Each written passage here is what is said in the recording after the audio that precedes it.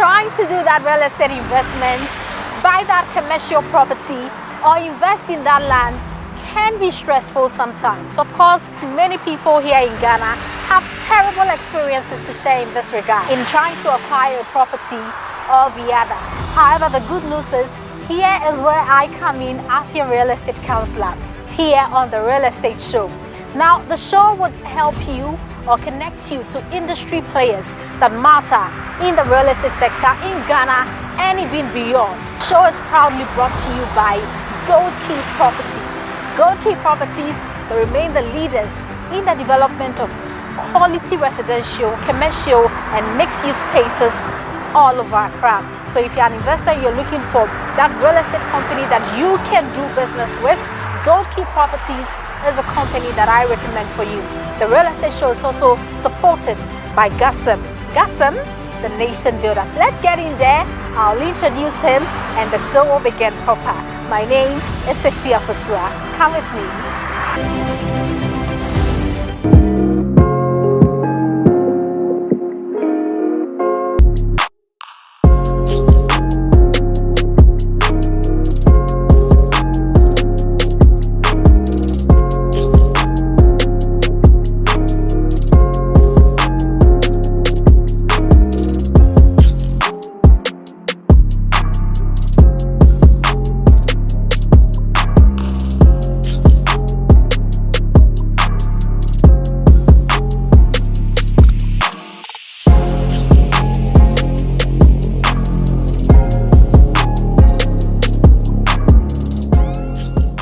This is the Real Estate Show. Is proudly sponsored by Gold Key Properties, and they remain the leaders in the development of quality residential, commercial, and mixed-use spaces all over Accra. So if you're an investor and you're looking for that real estate company to do business with, Gold Key Properties is that company that I recommend to you. You can talk of all the properties in all the prime locations in Accra, and definitely you would find Gold Key Properties over there. The show is also supported by Gassam, the nation builder. I have a special guest for you. Now, here's a man who's well versed in every aspect of the real estate sector in Ghana and even beyond. Of course, there's a lot to expect from this interview, so relax. And now let me introduce him. So I have with me the General Secretary of the Ghana Real Estate Developers Association. Samuel Megayebo is our guest for today's edition here on the Real Estate Show. Mr. Megayebo, it's good to have you. Thank you. How is Greater faring? Oh, we are managing. You see, when you say you're managing, what has changed? You know, the system is looking not exactly business friendly. Right. And especially our sector that depends heavily on surplus income. Okay. So when people have not eaten and have not clothed and have not paid their bills, real estate will be the last thing they want to think about. But I see. we are managing to survive. So in this regard, then, how are investors reacting given the present socio-economic situation we have in the country at the moment? I think the problem we are having now is not peculiar to our industry alone. Right. It cuts across several sectors as well. So investors are reading through the lines. They will say we are recalibrating. Okay. Okay, so where you think things are not falling very well, you try and adjust it. Sometimes it's even a period of reflection. The industry can introvert and then see what is going on and see what best can be done to move forward. So it's not exactly a bad situation that is completely not doable. So would you say it's a good time to invest in the real estate sector now? Yeah, yes and no. Okay. Yes, because much as the economic hardship is a problem right now, people are also looking at where they want to chop their money and invest where they can be assured of a good return in the future. And in Ghana, real estate is one of the places that when you invest, you will hardly, lose. Exactly. And so a lot of people too are rather locking their money into the real estate rather. The only problem is that the flow. I can't say we have not done any tests to any research to find out what the flows are. But what has happened over the period is that some estate developers that we have spoken to will tell you that rather the COVID period has been their best time that they have done. I see. I mean, serious sales. What explains it? And then a few also will tell you that, in fact, it is so bad that they can't tell what is going to happen to them. Okay. And so I took it upon myself to go deeper to find out where the feedbacks are coming from.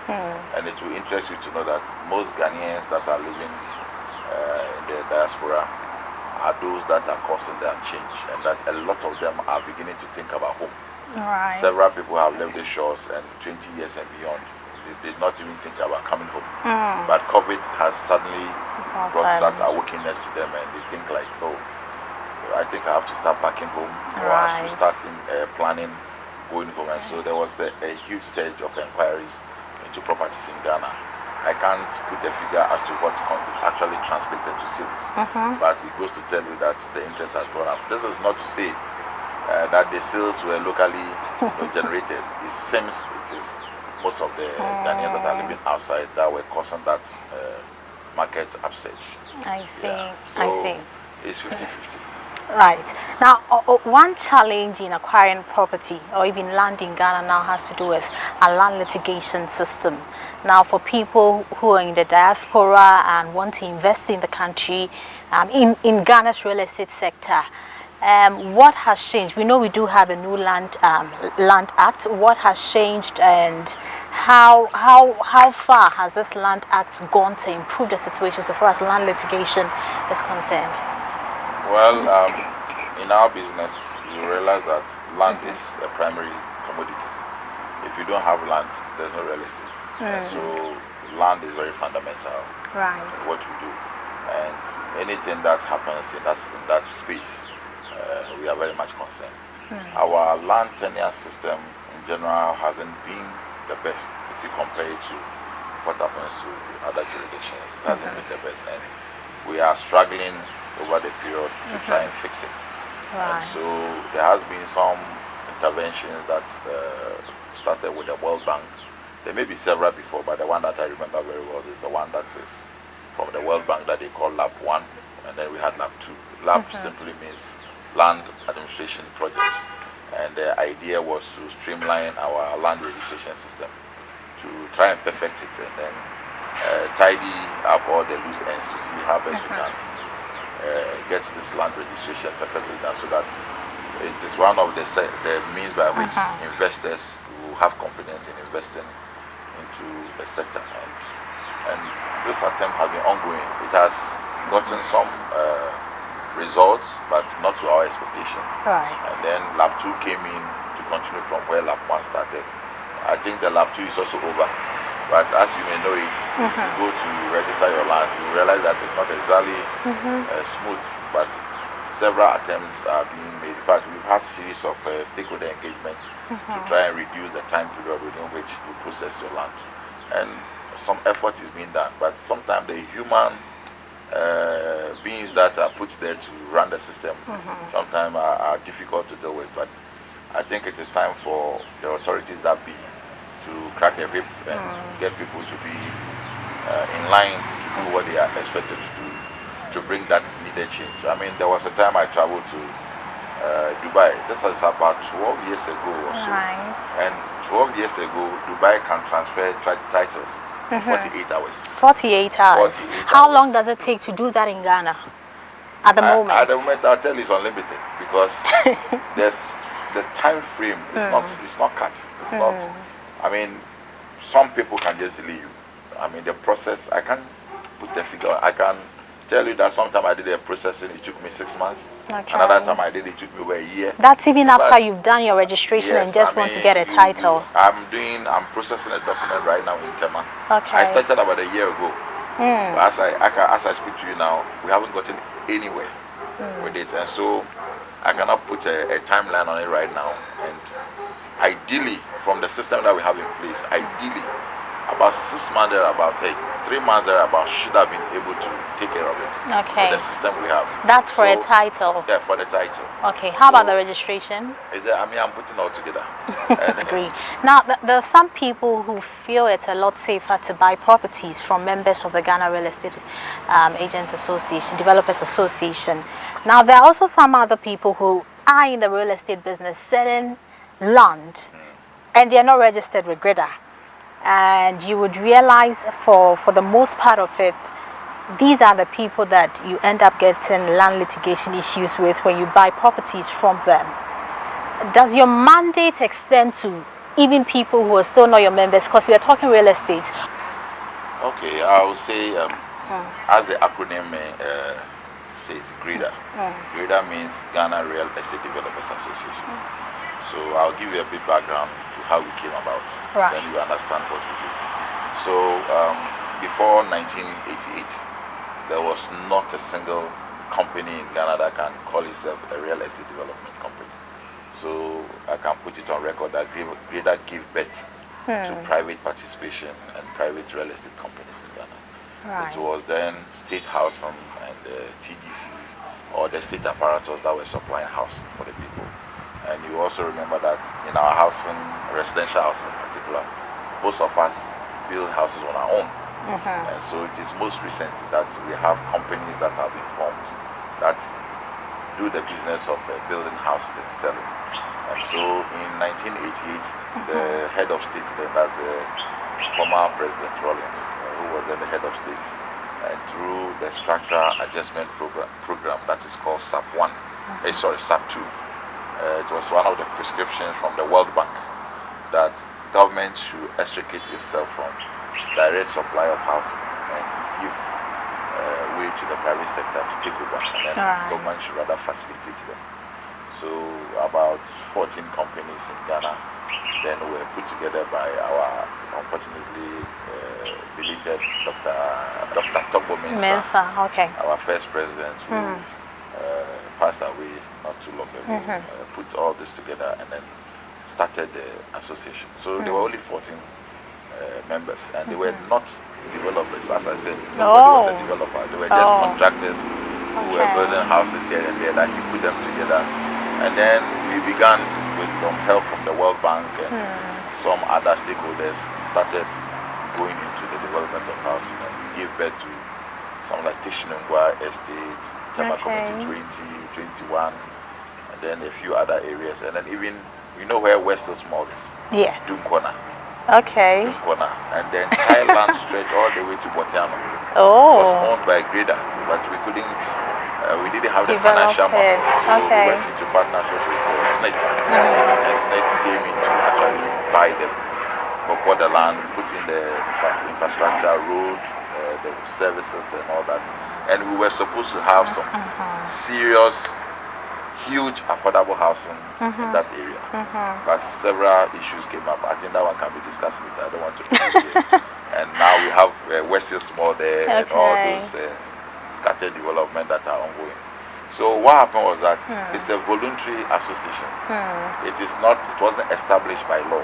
It was just established by a directive from the head of state then through the Ministry of Works and Housing, and then we were established. So the state had very, very great interest in GRIDA, and we were well supported with the World Bank. But in those days, if GRIDA was having a meeting, it's like the whole Ghana comes to a standstill. It was great, and we were able to do what we have been able to do up to now. So from your question, nobody is compelled, no real estate developer is compelled to become a member of GRIDA, but then a majority of the developers in the system are our members. I'm not aware, since I assumed the position of a seat in GRIDA since 2009 up to now. I'm not aware of any case that has come before us that we could not resolve, which parties got angry and decided to go to court.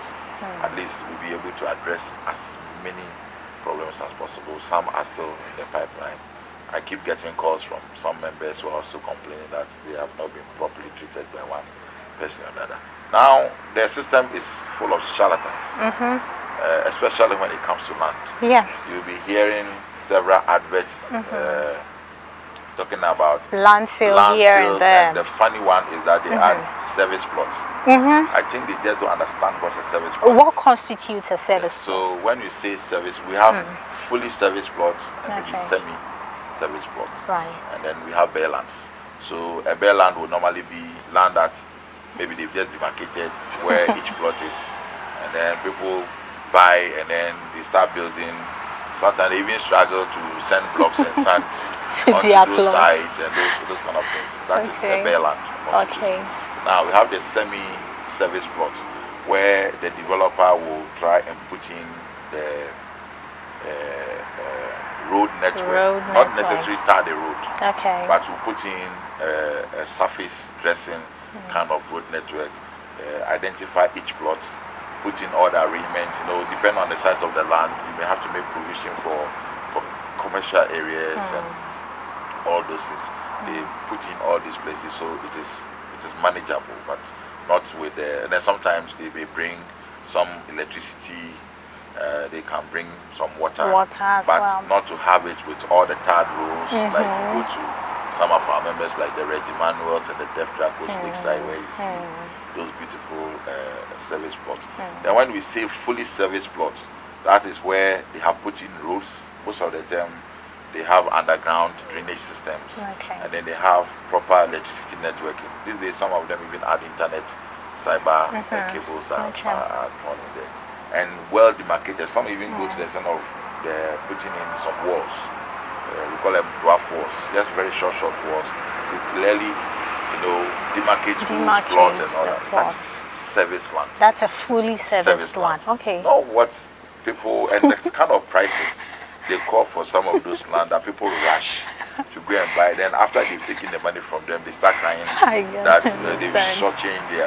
Look, it's not true. Most of them are not true. And because they are also not our members, it is difficult to keep them in line.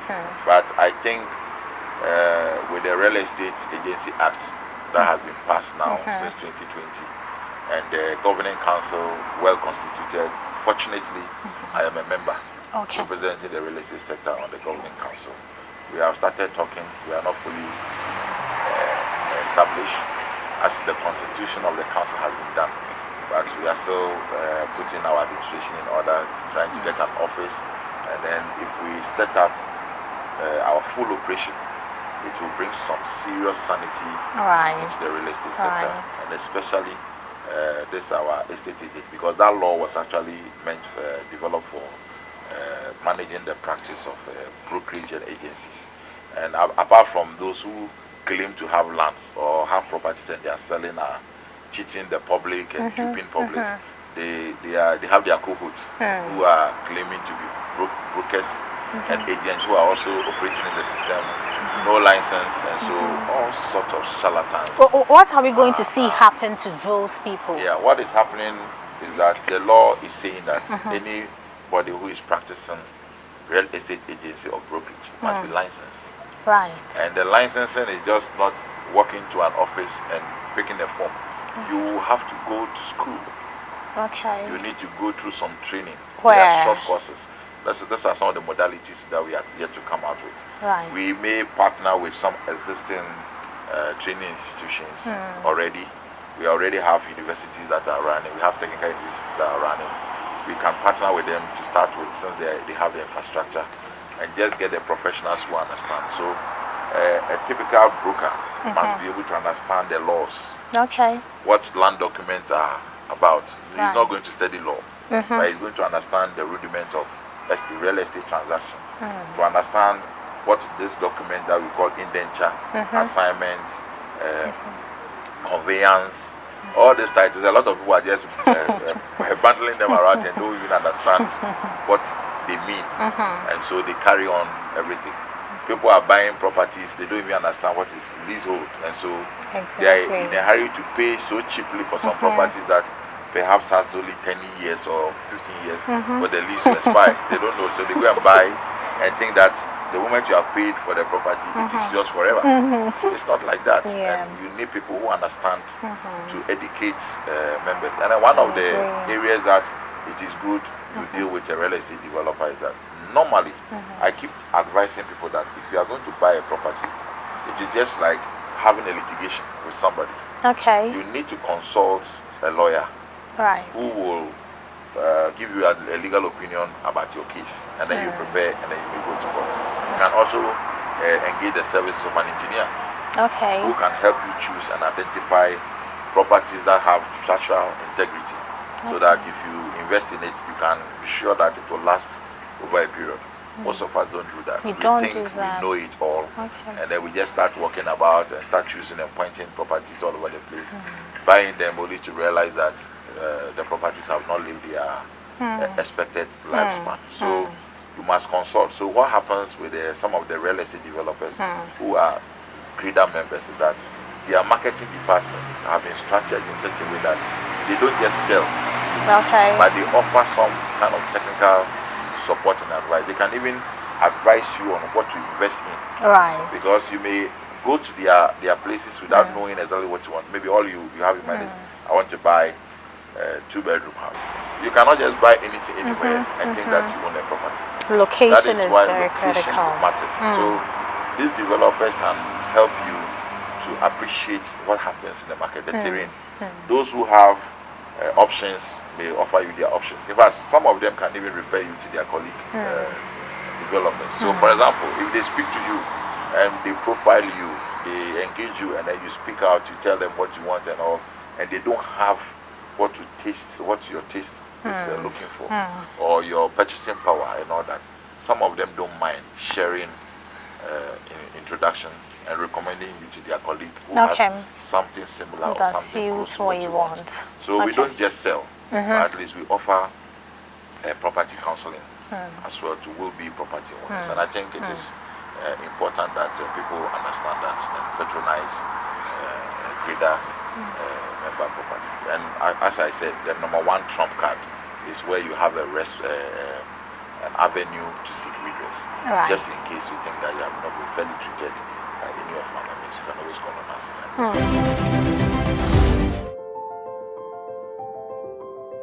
Ghana's real estate industry is thriving,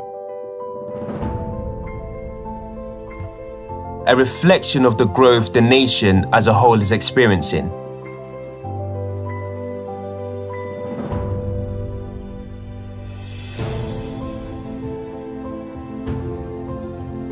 Gold Key is part of this story. We have a unique opportunity to introduce world-class standards of luxury to the real estate market in Ghana. From pristine residential projects to high-rise commercial buildings,